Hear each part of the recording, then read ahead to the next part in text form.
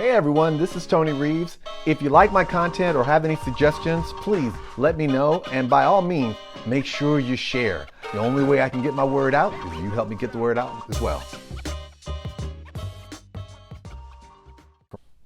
Hey everyone, this is Tony Reeves, and welcome to another edition of In the Know. Today, I know a lot of you have probably are wondering about the COVID vaccine and how it's going to impact you, and you probably have a whole bunch of different questions. Well, I can't answer every question for you, but I took the opportunity to speak to a few friends of mine who are doctors who provided me some really interesting insight into the COVID-19 vaccine. And I want to share with you some of the things that they share with me today.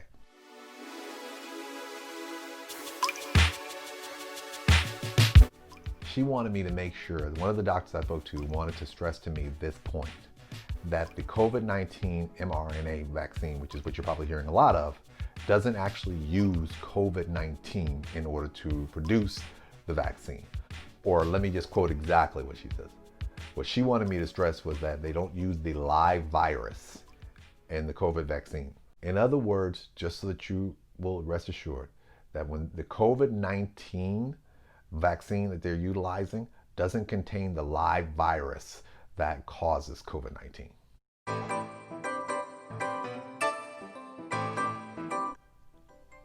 They don't interact or affect our DNA.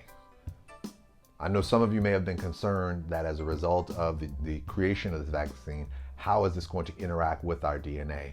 And that was one of the things that she made a point to let me know, was that the COVID vaccine that's utilized doesn't affect or interact with your DNA.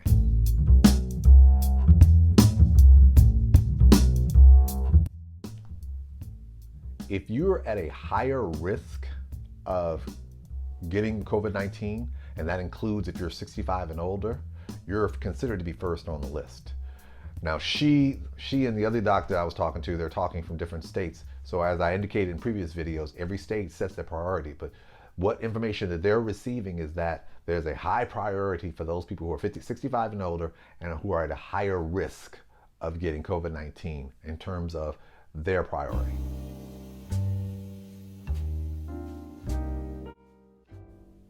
More vaccines are being approved for 2021. Everybody spent a lot of time focusing on the one company that was manufacturing, but there's actually several that's actually in the process of making. I think right now we have Pfizer, AstraZeneca, and Moderna. And I think Pfizer may have been the first one on base, and don't quote me on that, but I think they were the first one. But there are others that are generating them as well. So for those of you who are worried that it's just going to be one company and we got to wait for them, there's multiple companies that are currently working on it. So keep that in the back of your mind.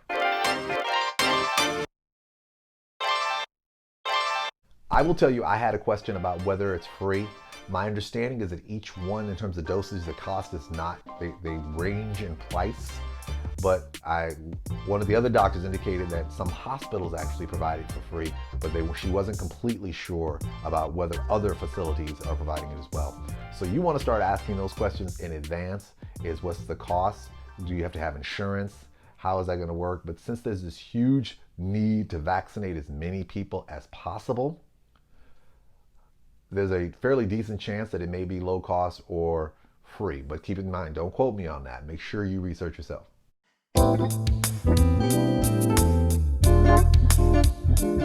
The biggest point they wanted to communicate was that the faster we can get people vaccinated, the sooner we can end the pandemic.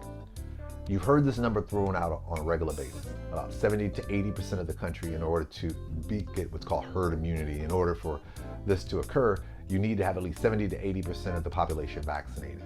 So in light of everything that I've shared with you, that they shared with me so far, it's important to note that the only way we're going to get to that point is for you to get vaccinated. So for those of you who are having some reservations, get as many questions answered as possible, because the reality is this only works if a large number of the population gets vaccinated.